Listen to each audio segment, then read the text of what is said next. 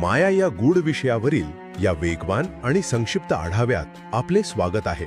विचार करा, माया हे असं एक मोठं रहस्य आहे ना, ज्याला उलगडायला कित्येक शतके उलटून गेली, तरीही प्रत्येक क्षणी ती आपल्यावर प्रभाव टाकतेच.